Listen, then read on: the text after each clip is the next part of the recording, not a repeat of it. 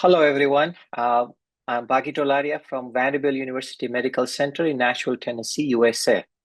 I would like to thank IACH for inviting me to providing this opportunity to give a webinar on most important update in cellular therapy from the recent American Society of Hematology 2024 meeting in San Diego, California.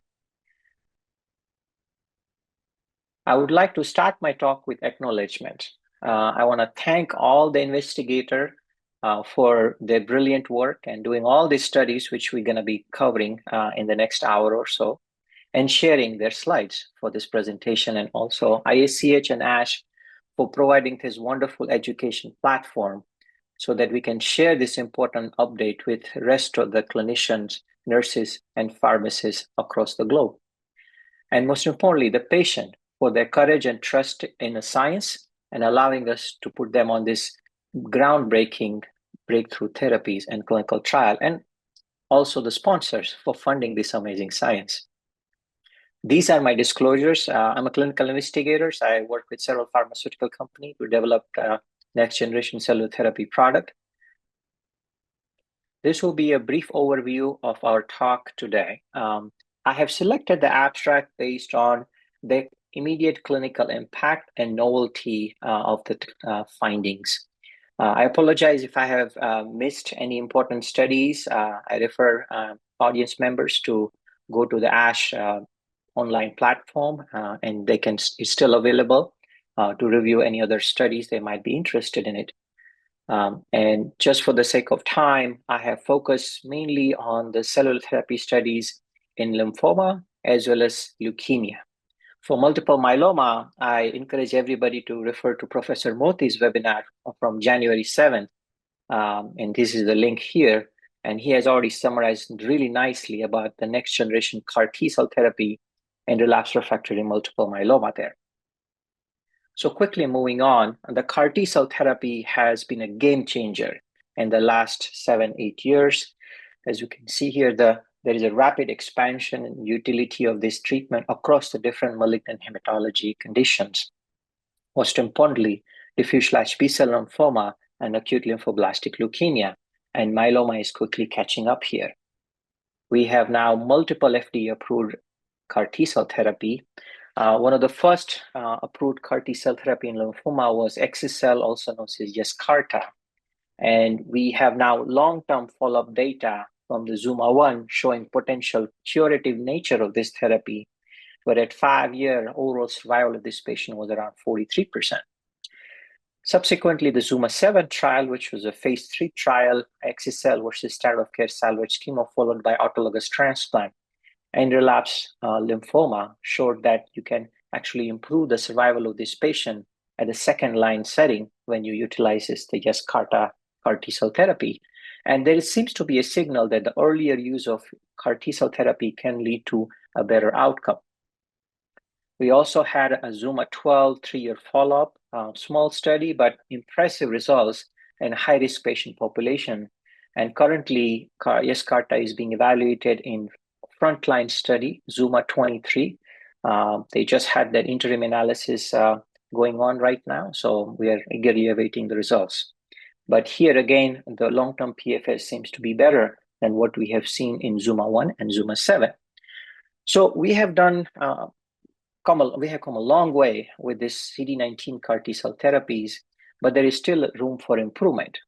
Half of our patients are still relapsing despite receiving this close to $500,000 therapy, very expensive, potentially toxic.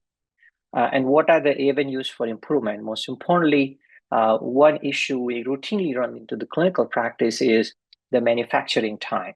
These patients have very aggressive malignancy, and many times they can't wait for 2 or 3 weeks. It's taking an average nowadays for this from the time of apheresis to the time you actually can give the CAR T to the patient.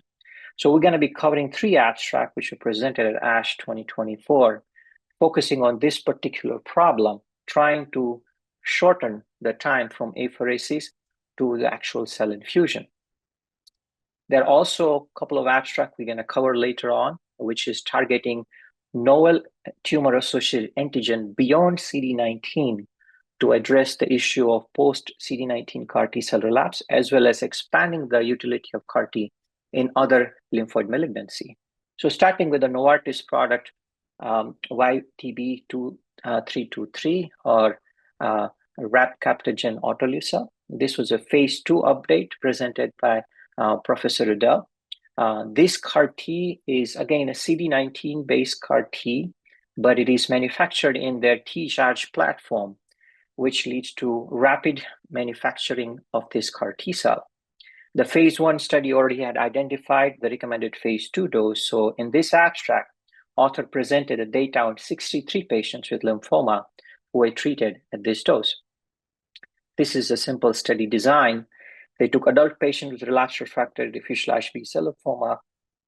All the patients underwent apheresis, and then they did receive optional bridging therapy. The T-Charge platform that to rapid expansion of these cells, and because of the shortened manufacturing time, they also had a higher proportion of a T stem cell memory subtype of CAR T cell in this product compared to the T-cell and XSL. They underwent 2 different lymphodepletion regimen and followed by a cell infusion. This is the baseline characteristics of this patient. Now, although this manufacturing of this CAR T takes 7 days or less, because the logistics of the trial, it still took over 10 days from the time for apheresis to delivery, especially for the international sites on this study. So that's something to keep in mind. And here, 60% of the patients did end up requiring bridging therapy in this study. But these were high-risk patients with relapsed refractory diffuse large B-cell lymphoma. And here are the results. Impressive overall response rate and CR rate of 65%. And it appears that the patients who were able to achieve the CR appears to be maintained in most of these patients. The 12-month duration of response in the patient who had CR was 69%. So very few late relapses beyond 6 months. This is a 12-month progression-free survival of all treated patients, 48%. So I would say comparable to what we have seen with XSL and Lysocell, and overall survival was 83%. However, where this CAR T is impressive is in terms of the toxicity. So very little CRS or neurotoxicity. However, they did noted some infectious-related death and some COVID-19 related death while the study was ongoing. So the non-relapse mortality in this 63 patient was at 6.3%. Here, majority of the CRS events were grade 1 or grade 2. And the time to onset was a little bit delayed compared to the other CD28 co-stimulatory based CD19 CAR T product, 8 days. A good number of patients received tocilizumab and steroids, and a few patients did end up requiring ICU stay. Again, neurotoxicity, minimal, which opens up the possibility of completely outpatient treatment with this product if this comes to the market. There were a good number of patients who received this product and end up with infectious complications, including 3 patients who died from infectious complications. There were some late cytopenia, which has been seen with other CAR T product also. Looking at the different lymphodepletion intensities of low versus high intensity flu-cy regimen, there doesn't look like there was much difference in overall response rate or CR rate between these 2 study cohort in this trial. Here again, the CAR Ts expanded really nicely early on after the infusion, and more importantly, they persisted in vivo for a prolonged period of time. At 12 months, 60% of the patients still had detectable CAR T cell in their blood, may provide an edge over other CAR T, which disappears rather quickly with the persistent anti-tumor effect. This also translating to ongoing B-cell aplasia, hypogammaglobulinemia, and potential risk for late infections, as we're seeing in this trial. So the authors concluded that at a recommended phase 2 dose with median follow-up of 16 months, patient had 12-month PFS of 48%, with 79% for patients who were in CR 90 days after the CAR T infusion, with very little grade 3 or more CRS or neurotoxicity events. Moving to the second study with a similar theme, This is a study sponsored by Galapagos Biotherapeutics, and study was done mainly in the European centers. The Atlanta 1 trial, it was a phase 1/2 design. And this CD19 CAR T product, again, it's an autologous product and with a 7 days vein to vein time. And the unique aspect about this CAR T is that the manufacturing is done in a completely closed unit, either at the hospital where the trial was done or close to the hospital. So it was more of a decentralized manufacturing approach compared to all the other autologous CAR T companies where you have to ship the cells to the central manufacturing and then send it back to you for the patient infusion. Here, the cell manufacturing happened actually close to the site where the patient was being treated, which is an important difference, and significantly reduced the time from apheresis to the cell infusion. So this was a phase 1/2 design, and they took relapsed refractory non-Hodgkin's lymphoma patients. They underwent screening and apheresis on day -7, and after apheresis, immediately they went on to start the flu-cy lymphodepletion chemotherapy. They received cell infusion on day 0 and then underwent a safety and efficacy follow-up. This is the study patient flow. They had a few patients who had screening failure. Most patients were able to manufacture on time, and they received the fresh infusion here. As you can see here, except the 2 patients who received the cryopreserved product. Majority of the patients, actually 91%, received the product within the 7 days from the apheresis, and almost everybody received the product within the 2 weeks of the apheresis, which is impressive. Here, patients' baseline characteristics has been described across the different dose level. Again, small study, but high-risk patient population, majority diffuse large B-cell lymphoma, had a multiple prior lines of therapies. This product again showed very little CRS and neurotoxicity, only 1 case of grade 3 CRS and 1 case of grade 3 ICANS was reported in this patient cohort, showing that this rapid manufacturing platform appears to make the CAR T, which are more safer compared to the other traditional manufacturing platform. Here, the efficacy outcome across the different histologies of lymphoma, the diffuse large B-cell lymphoma, overall response rate was 69% with CRR of 54%. And especially at the dose level 2, CRR was 71%. Almost every patient with follicular, marginal zone, or mantle cell lymphoma was able to achieve a complete remission, which is impressive. Most of these patients who were able to achieve CR appears to be maintained. However, I would point that the follow-up is rather short for the study. Looking at the impact of minimal residual disease by adaptive clonoSEQ assay and its impact on the long-term progression-free survival, authors showed that patients who were able to clear the MRD early on continued to maintain remission long-term, and patients with persistently detectable MRD had an early relapse. And this is a theme across other CAR T product also, which we will review later on. This is in vivo kinetics of this CAR T cell. Cells expanded nicely across the dose level. It seems like that expansion, the degree of expansion is very comparable from dose level 1, 2, and 3. And again, like with previous Novartis CAR T we reviewed, this CAR T appears to be persistent for a long period of time, including a patient here reported 21 months out and still detectable CAR Ts. In conclusion, this rapid manufacturing, decentralized manufacturing with this investigational autologous CAR T cell therapy resulted in a good safety profile, an impressive ORR and CR rate, and durable remission in patients with relapsed refractory non-Hodgkin's lymphoma. The study has received an FDA clearance and hopefully will start enrolling soon in some of the US sites.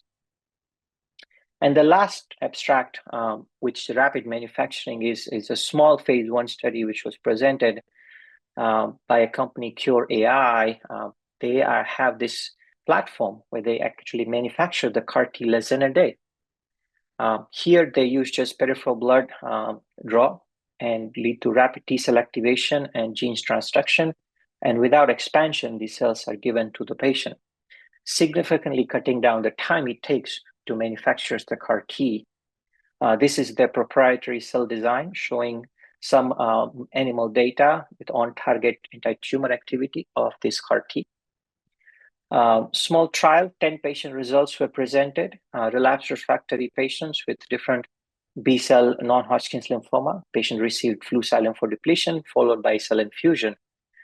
All manufacturing runs were successful, the 12 patients who were collected. Among the patients, 8 out of 10 patients who were evaluated achieve a complete remission with very little CRS or neurotoxicity. Here we can see the outcome of each and every 10 patients with a different histology. And we can see here almost all patients had CR, but more importantly, very little CRS or neurotoxicity with this CAR T product. This is a comparison with other FDA-approved CD19 CAR T product and their toxicity profile. So in conclusion, again, this peripheral blood mononuclear cell-based rapid CAR T manufacturing process can result in successful CAR T manufacturing, and the resultant CAR T appears to be quite safe and showing some impressive overall response rate and CR rate. However, the further studies need to be followed up with more patient enrollment, and we'll see this can be replicated in a multi-site trial. Shifting gears a little bit, we're going to cover 2 abstracts, which are again focused on lymphoid malignancy, but non-CD19 based CAR T product. Starting with the CD22, there have been several studies now in ALL and B-cell non-Hodgkin lymphoma using the CD22 targeted CAR T cell product. And this was a long-term follow-up of the Stanford product CD22. Now, this is called Firi-cell, and there is an expanded phase 2 expansion study. The pivotal study is ongoing right now. We all know that once patients relapse after CD19 CAR T cell therapy, their outcomes are extremely poor, and the response to the salvage therapy is disappointing in majority of the cases. Although this has changed now with advent of bispecific antibody, however, we don't know if they are going to be curative or not. So newer treatments are needed on the patients who had prior CD19 targeted CAR T cell therapy or had CD19 negative relapsed refractory diffuse large B-cell lymphoma. CD22 is an attractive target because it's widely expressed across the B-cell malignancies, and this is their CAR T construct. Here, the 38 patients' outcomes were presented with a long-term follow-up. Inclusion-exclusion criteria were pretty standard. Patient must have received prior CD19-based CAR T cell therapy or need to have a CD19 negative disease. Out of 38 patients, 37 had progressed on prior CD19 CAR T cell therapy. And despite that, in this highly aggressive patient population, the ORR was 68% with a CR rate of 53%.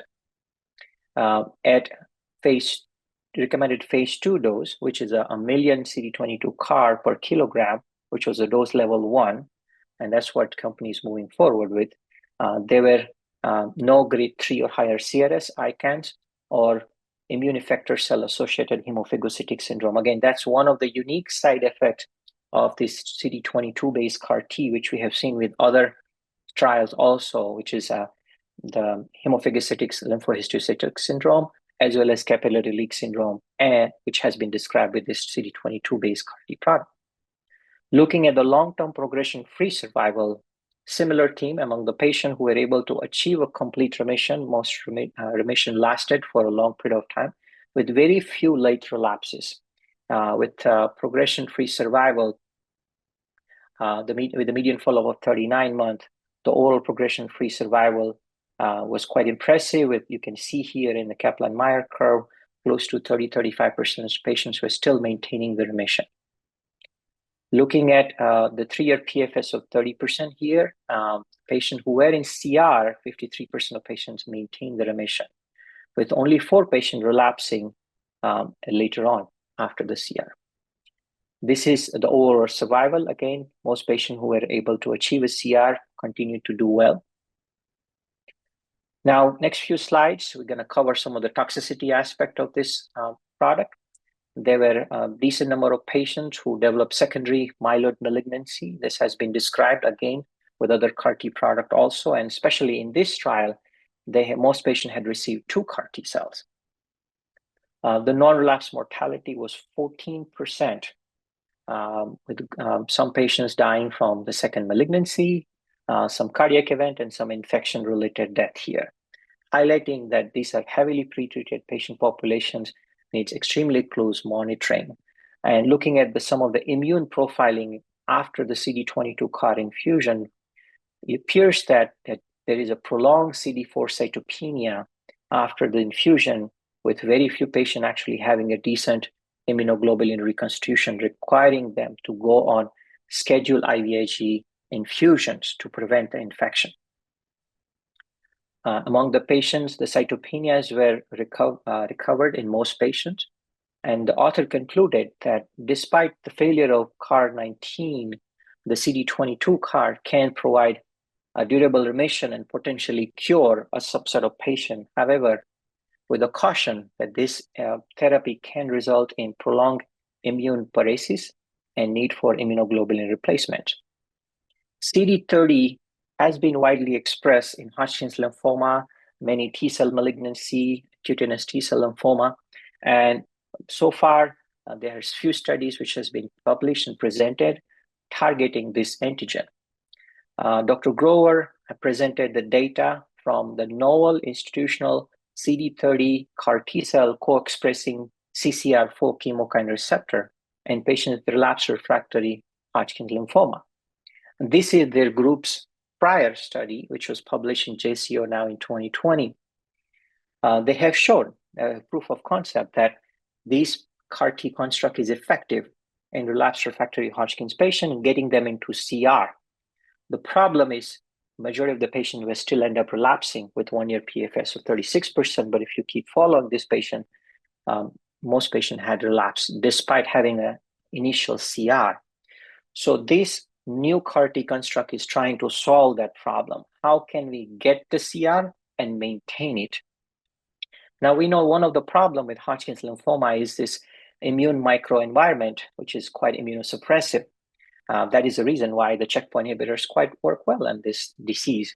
However, this can also lead to problem for the CD30 CAR T, which are not able to migrate to the tumor site and kill the malignant cells. These malignant cells secretes a lot of chemokines. So the hope was that if you design a CAR with the receptor for this chemokine, then your CAR Ts potentially can migrate to the tumor site more effectively, eliminate the malignant clone, and provide durable remission. Very nice design. And this is a dose escalation phase 1 study schema. They took adult patients with 2 or more prior lines of therapies with Hodgkin's lymphoma or cutaneous T-cell lymphoma. However, for this abstract, we will be focusing mainly on Hodgkin's outcome. Among the 30 patients treated, there were 24 with Hodgkin's lymphoma who received this CAR T at a different dose level. 6 patients had CTCL. These were heavily pretreated patients. Every patient had received brentuximab vedotin and checkpoint inhibitors, which are 2 most effective novel therapies, no longer novel, I would say, in relapsed Hodgkin's lymphoma. A good majority of the patients also had prior high-dose therapy and autologous stem cell transplant, and 6 patients even had an allogenic transplant with median prior lines of therapy being 6.5. These patients had an aggressive disease. They received bridging therapy, but almost nobody responded to the bridging therapy. So highlighting that these patients were had quite an aggressive disease when they received the cell infusion. Looking at the safety aspect, there were no DLTs reported in this study. 8 patients had CRS, only 33%, with 4 patients received the tocilizumab with no patient experiencing neurotoxicity. There were some cytopenias were seen after the CAR infusion. However, this is expected in such a heavily pretreated patient population.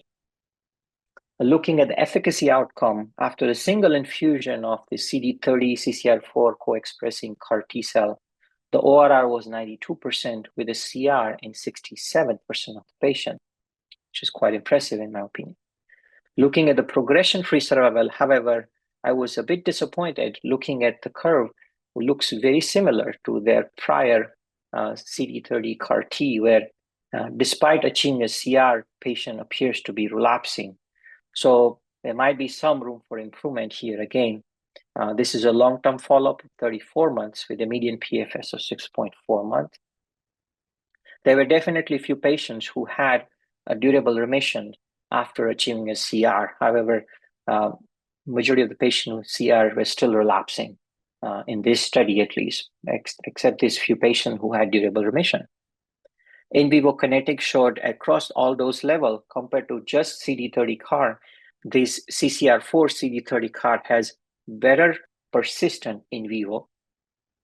These single patients looking at the biopsy of the tumor and the peripheral blood analysis at the same time point showing that despite minimal CAR T in the circulation, this CAR T appears to be migrating to the tumor site and is detectable in a good number of cases, showing that by manipulating the CAR T construct and inserting this CCR4 receptor, investigators were able to get this CAR T to the tumor site effectively.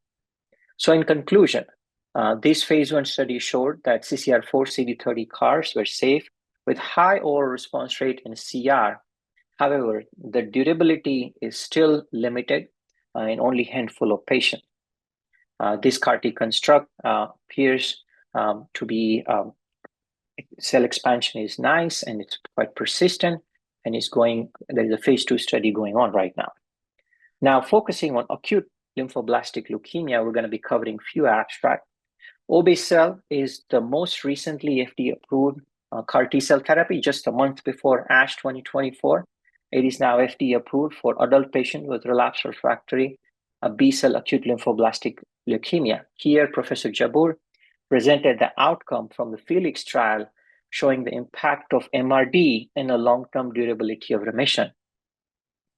We have seen the data from the Felix phase 1b/2 trial, which led to the FDA approval of this product, where this CAR T led to impressive CR in patients with heavily pretreated relapsed refractory B-cell lymphoblastic leukemia. And 40% of people who were responding remain in remission despite not receiving subsequent allogeneic transplant. There's a big question in the field. Once you get this patient into CR after CD19 CAR T-cell therapy, whether it's a Brexucell or Obe-cel, do you need to consolidate them subsequently with an allo transplant to improve the PFS and chances of cure or not? And the Obe-cel, at least this data here showed that MRD could be an important tool to select those patients who may not need consolidated allogeneic transplant. This is a study design. They underwent leukapheresis, bridging therapy, optional, followed by LD chemo and cell infusion. Again, the Obe-cel is given as a split dose on day 1 and day 10 based on your pre-lymphodepletion, marrow leukemia burden. And the MRD was tested with the clonoSEQ adaptive assay. Here, 84% of the patients who were responded to the CAR T able to get into MRD negative remission. Looking at this patient who were able to get MRD negative remission versus patient who had persistent MRD, there was an obvious difference in event-free survival, where patients with MRD negative CR were able to maintain the remission much better compared to patients who had MRD positive. Almost everybody relapsed in that group. Looking at the patient survival also, MRD was an important factor predicting the overall survival after Obe-cel infusion. Looking at the impact of pre-lymphodepletion tumor burden and the MRD response, not surprisingly here, the less tumor burden you have before receiving the CAR T, there is a higher chance of MRD negativity conversion. Now, focusing on the patient, the 57 patients who were able to achieve 10 to the minus 6 MRD negative remission, how did they do in that cohort? This graph is showing event-free survival based on different disease burden. Now, keep in mind, everybody in this 57 patients were able to get into MRD negative CR after Obe-cel infusion. Despite that, it appears that your pre-lymphodepletion tumor burden still is an important factor here, where patients with packed marrow, more than 75% leukemia burden in the in the marrow before obicell infusion, even if you achieve 10 to the minus 6 MRD negativity after obicell infusion, your PFS is significantly poor compared to individual with low burden disease, highlighting that MRD might not be the only factor predicting the outcome of this patient. Again, similar analysis showing overall survival much worse in a patient with high burden disease despite achieving MRD negativity. So in conclusion, the author showed quite elegantly that obicell has an impressive efficacy to get people into CR and clear the MRD. However, among the MRD negative patients, if you have a high pre-lymphodepletion disease burden, your outcome tends to be poor, and you may benefit from conservative allogeneic transplant. However, that analysis was not done here. This is a real-world analysis similar to what we saw just before, but this is looking at the Brexucell outcome. So this is multi-institutional retrospective study looking at the adult patient who received Brexucell for relapsed refractory B-cell ALL, with the focusing on outcome of patient who had MRD negative CR after Brexucell infusion. And here in a multivariate analysis, the only factor which predicted progression-free survival was MRD negativity at day 28 after the Brexucell infusion. Keep in mind here, there were a good number of patients in this analysis did underwent a post-Brexucell allogeneic transplant, but that whether you receive an allo transplant or not did not impact your progression-free survival. Again, showing a signal that day 28 MRD may help select the patient who may not need the post-Brexucell conservative allogeneic transplant. However, as we know, the late relapses with the BAL are quite common, very frustrating, and the follow-up of this both analysis is rather short. Allo transplant, we've been doing it for many decades. We know it works very well in curing half of the patients with relapsed refractory B-cell ALL. So there is still a lot of controversy in the field, and definitely as we learn more about this long-term durability of the remission from this CD19 CARs, we'll be better equipped in the future to select this patient. Another ROCA abstract from the same group, looking at the Brexucell in older individual. ZUMA trial, which led to approval of the Brexucell, had only 8 patients who were 65 plus. However, in our clinic, we see routinely patients who are 65 and above, sometimes 70 and up, with relapsed refractory B-cell ALL. So this analysis was designed to compare the toxicity and efficacy outcome of patients across the different age group. And looking at the efficacy right off the bat, no difference here, whether you have less than 60, 60 to 69, or 70 plus. However, there were only few patients who were 70 and above who received Brexucell in this cohort. But overall response rate and CR/CRI were pretty much comparable across the age groups. Looking at the progression-free survival here, there was no difference between less than 60 and 69. Overall p-value was not significant. However, there were numerically, the 12-year PFS was only 38% in 70 plus patients. However, keep in mind, very small cohort here. So hard to really make any educated guess. Looking at overall survival, no difference. Around 60% of the patients were alive after Brexucell infusion, regardless of your age. Here, looking at the different toxicity patterns across the different age group after Brexucell, the CRS events were very comparable. It appears that 70 plus group had a bit higher risk of grade 1-2 ICANS. Now this group, again, it's very hard many times to diagnose ICANS even because these are older individuals, you put them in a hospital, unfamiliar environment, give steroid, high-dose steroid for neurotoxicity, and so many times they developed the ICU delirium, steroid delirium, and so it becomes very difficult to tease out what is causing this mental status changes. Anyhow, in this retrospective study, there seems to be a signal that 70 plus tend to have a little bit higher risk of neurotoxicity. Overall cytopenia and time it takes to recover the cytopenia, especially the platelet count, was a bit longer in older individual. In conclusion, Brexucell is relatively safe with comparable efficacy regardless of the age in a patient with relapsed refractory B-cell acute lymphoblastic leukemia. Moving on, I want to cover another clinically important abstract today. This was a CIBMTR analysis looking at relapsed refractory diffuse B-cell lymphoma, large B-cell lymphoma patient who received their first CD19 CAR T-cell infusion. And the author compared the outcome of patient who received the standard Flu/Cy lymphodepletion, which is standard at most centers, or bendamustine-based lymphodepletion. We all, at least in the United States, went through this period of time a year ago due to fludarabine shortages, and we were forced to use bendamustine in a handful of patients because of this reason. And this real-world analysis, this prospective observational cohort, provide a nice opportunity to compare the outcome based on a different lymphodepletion regimen. Looking at the efficacy of the CAR T, there appears to be a signal that the Flu/Cy based lymphodepletion can give you higher rate of CR compared to bendamustine based lymphodepletion. However, when you look at the long-term progression-free survival, there was not much different.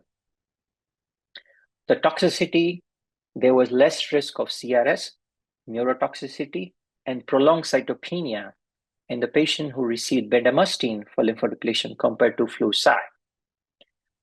The long-term durability of response, no difference. At least there was no statistically significant difference. And so was the survival. Overall survival was fairly overlapping. In conclusion, bendamustine can provide a viable alternative lymphodepletion regimen in the patients who are undergoing CD19 CAR T-cell therapy for relapsed refractory diffuse B-cell lymphoma.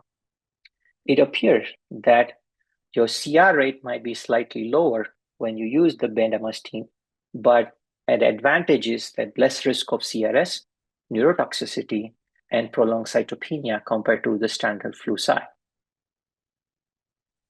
So what are my take-home messages from the ASH 2024 based on the abstract we discussed? The advances in manufacturing will greatly enhance the access of the CAR T and hopefully also the efficacy and safety of this product. The field is rapidly moving to the other tumor-associated antigen. We reviewed today the CD22 CARs, CD30 CAR, and there are several other companies and academic institutes investigating other CAR T product across the different malignant conditions. Obe-cel, the most recently FDA-approved CAR T-cell for B-cell ALL, appears to provide an impressive MRD negativity with durable remissions. And the post-Brexucel or post-Obe-cel MRD response might help us guide our decision whether to do transplant or not. And the last, the bendamustine-based lymphodepletion can be a decent option, and especially among the patients, older patient, kidney issues where you're worried about the toxicity, CRS, neurotoxicity, and prolonged cytopenia. It might provide this comparable progression-free survival compared to Flu/Cy. With that, I would like to thank everybody to listening to me. This is my contact information. I'm happy to answer any questions you may have from the audience. So I'm going to go one by one in the chat box, so please bear with me. There were a few questions about multiple myeloma, and I would suggest, first of all, the audience member to go to Professor Moti's webinar from last week, and he actually has covered several of the questions which are raised by the audience member here. I'll do my best to answer some of these questions. Of course, this is a bit out of our current topic today. One audience member asked, the question is, in acute lymphoblastic leukemia, is there a issue with the collection? Because again, this is a lymphoid malignancy, and these patients get the lymphotoxic drug like Cytoxan, vincristine, and anthracyclines. So is there an issue with collecting in this patient manufacturing? So again, each product has the washout period. and you can go to the package insert, and there is a nice table there where you can actually look up the washout period from hydrosteroid, biologics, rituximab, Blincyto, and rituximab. However, it is just a guidance. In my opinion, many times we end up in a situation where patient had an extremely aggressive, rapidly progressed leukemia, and you may not have luxury to have this complete washout period. In our practice, we tend to at least give washout to 2 weeks from the last anti-leukemia therapy, if possible, before collecting the cells. Again, majority of these patients had circulating leukemia cells, and they do sometimes end up with manufacturing issues. However, it's really patient dependent. In my experience, at least, the Brexucell has a quite reliable manufacturing process. Again, I personally have not used Obicell in a commercial setting, so I won't be able to comment on that. Okay, a few questions. Again, now I encourage audience member to add more questions if they have. One question is about the extramedullary plasmacytoma involving bone versus non-bone. Yes, so I actually strongly feel that, and we have seen actually a lot of analysis done from multiple large patient cohort where soft tissue plasmacytoma is actually it's a totally different beast. Had a much more aggressive behavior compared to the bone-based plasmacytoma or paramedullary plasmacytoma, how it's been defined. So I encourage audience member, whenever you're reading a paper on impact of extramedullary myeloma on outcome, look at the method section, how actually they define the extramedullary plasmacytoma, because it appears that if you have paramedullary or bone-based plasmacytoma with the soft tissue extension, the outcomes are fairly comparable to the other kind of traditional myeloma patient. But if you have a soft tissue plasmacytoma involving lung, liver, kidney, and other organs, they tend to do extremely poorly. Do I treat them differently? No, at this point, we don't have any prospective trials kind of guiding the decision whether we should be treating this patient any differently. There are a few nuances. Definitely, I had a discussion with the patient that this is an aggressive disease, and I always treat them with the most aggressively available induction, which is a DARA RVD in the United States, followed by an autologous transplant. And I tend to follow them with the scans instead of just doing the serology and the bone marrow biopsy, just to keep an eye on that extramedullary disease. There were a few questions about the MRD and mass spec. Again, there are actually other nice webinars in the ISCH website. I encourage audience member to go to those talks where they have covered this topic in much more detail. The current standard is still marrow-based MRD, either next-gen flow or next-gen sequencing. At our center, we have both, and we tend to prefer the next-gen sequencing with adaptive clonoSEQ assay, and that's what we've been doing. The mass spec is not something I personally have any experience with. I believe we have covered most of the questions relevant to this topic today. So with that, I would like to thank all the audience members. Thank you for sticking around, and congratulations.